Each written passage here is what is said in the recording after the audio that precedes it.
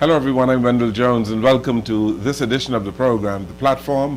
On this program we examine national and international issues, and on our program today you're going to hear a whole lot about education and the Commonwealth.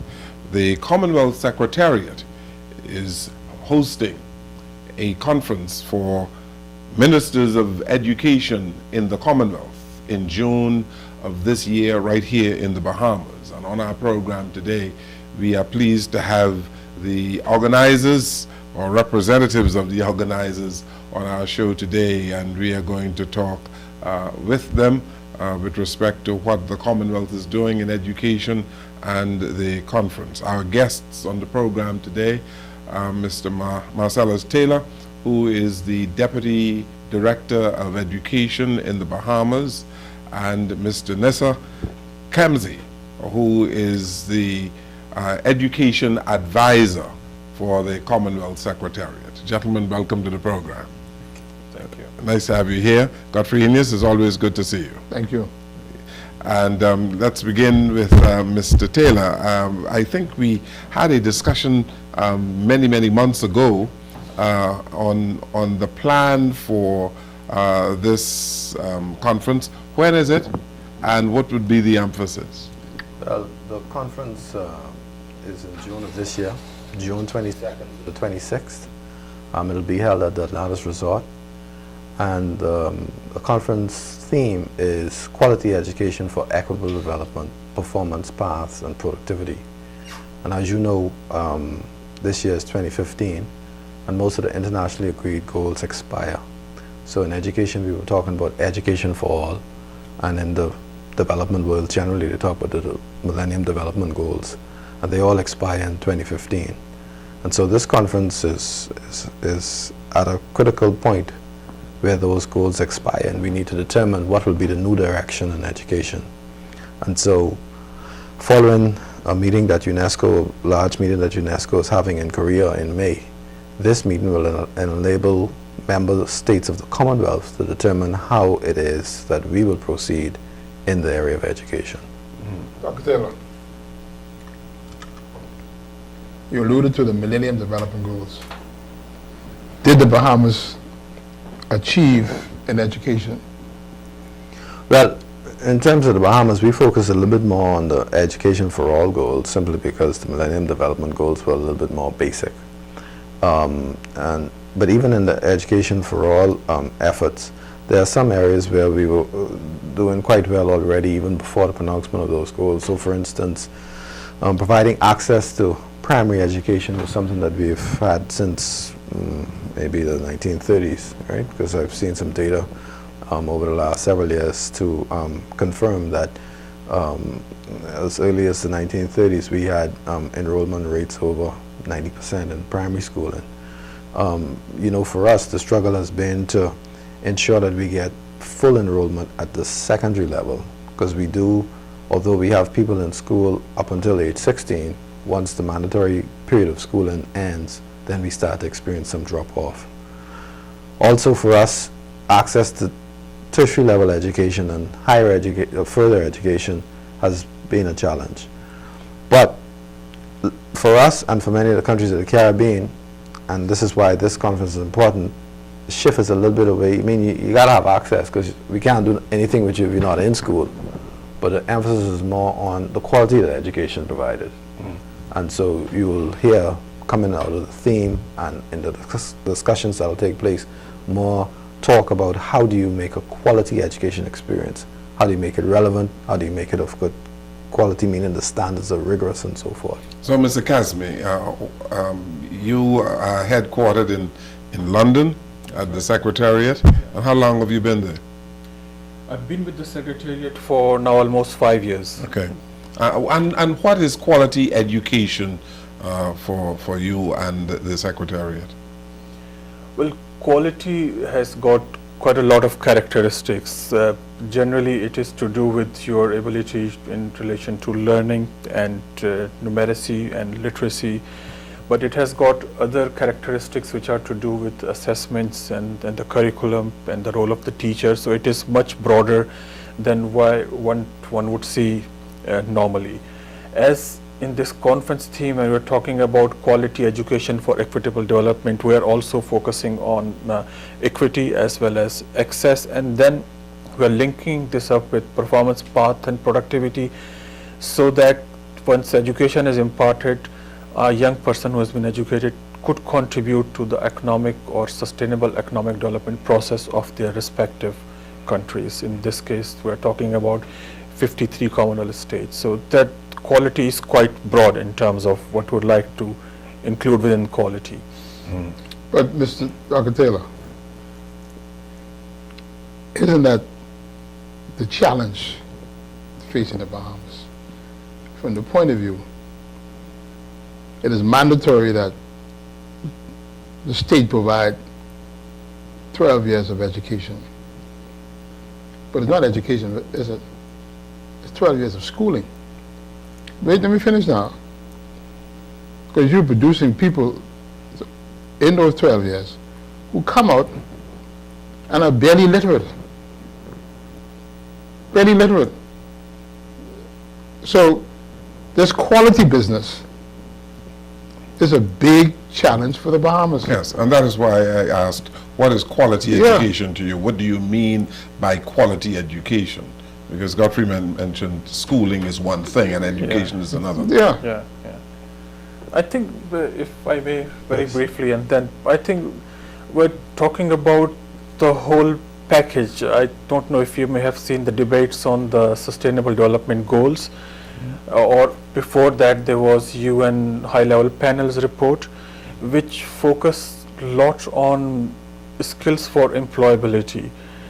For us, the issue is that when you are imparting education to the young person, you are preparing the young person to the world of work, so that the young person is able to secure a job and is able to contribute to the development process, or is able to earn living against a decent job. So as far as the education is able to provide for those needs, it's meeting the objective. But if it is not providing those needs, if it is not preparing young people for employment, and when the UN report was being discussed, they were looking at all sorts of skills, like soft basic skills, which could be to do with communications, as well as they are then moving on to more technical and specialized skills, which is to do with vocational, technical and vocational education and training. So it's, in addition to that, they were also talking about, as well as the Secretariat also promotes, citizenship education, which is about your social rights and responsibilities, so that you prepare a young person who is able to play a positive role in the society. So I think it is quite broad term that we are trying to discuss here. And within the ministerial meeting, if I may carry on, like the Secretariat organizes various ministers meeting. We do finance ministers meeting, law ministers meeting, health ministers meeting, but the education ministers meeting is the largest meeting that the Secretariat organizes, and it's the oldest as well. The first education ministers meeting was held in 1959. Since then it has been going on every 3 years. The previous one, which was called 18th Conference of Commonwealth Education Ministers, it was held in 2012. And this, not in 2012, it was 2012 August. And this is the 19th conference, which will be held in the Bahamas. For the first time in the 19th conference to be held in the Bahamas, what we have done is that we are moving to the higher education, moving to the skills. So we are not confining ourselves to basic education, or as the Millennium Development Goals were talking about, universal primary education. We are covering in this ministerial meeting the basic education as one component. Then we move to the next component, which is skills for young people, knowing that we have over 1 billion young people in the Commonwealth below the age of 25 years, and none of the governments will have the resources to provide, to cater for the needs for those young people. So we have to plan right now so that we could invest in the future generation and prepare them for employability when they come into the job market. The third level we are focusing on for the first time, it has never been dealt in the previous CCM ministerial meeting, is higher education. Because as you would know, in advanced economies, all the research for the industry comes from the university. So, but in many countries there are issues of access, there are issues of funding, because the tuition fees are very high at times for many of the universities, and then there are issues of relevance. What is being taught at the university, is that needed outside by the industry or by the employers or not.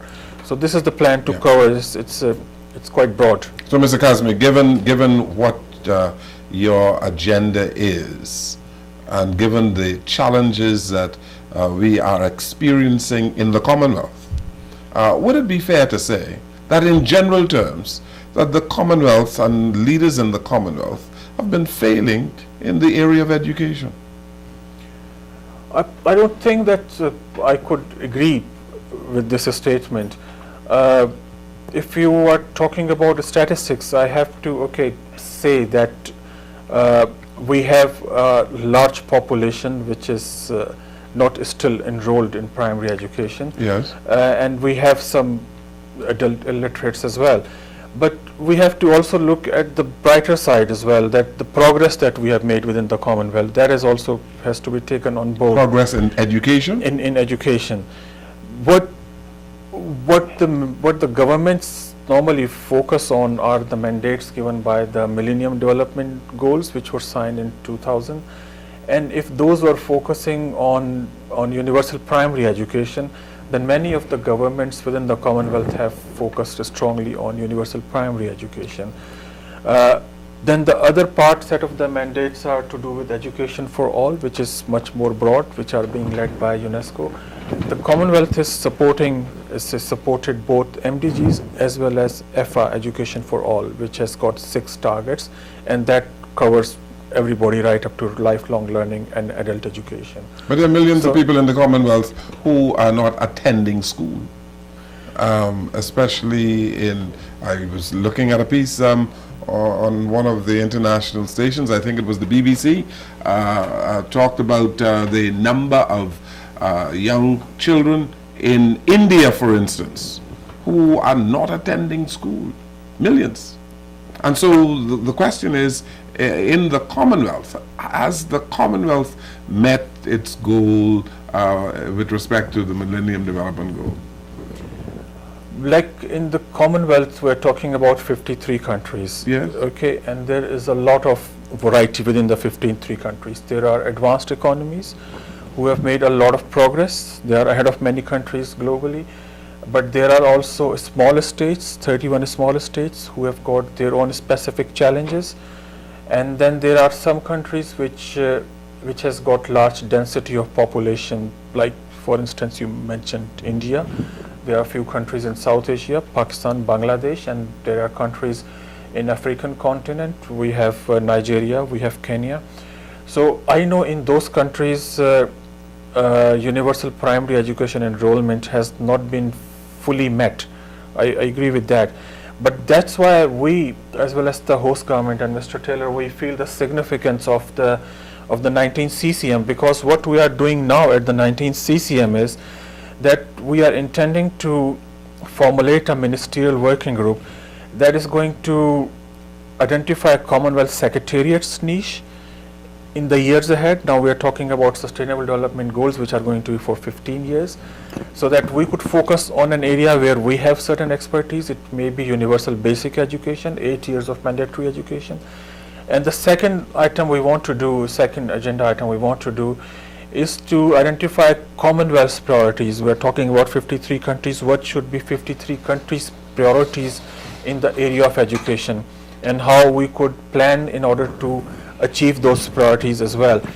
And we also want to help the member states. That's why education is important, and that's why education is the largest ministerial meeting that we organize. We want to help the member states to harmonize their plans with the new development goals and targets, which will be signed off in September 2015 this year. So this is just one component of the CCM. And the other component, as you know, many countries in the Commonwealth are not many, but some countries economically as well as some advanced economies are doing. So that's why we have called for 4 ministerial roundtables in the ministerial meeting, Those roundtables will be looking at important issues such as quality in education, financing of education, use of information and communication technology for the expansion of education, and pathways in many countries, which is to do with skills for young people.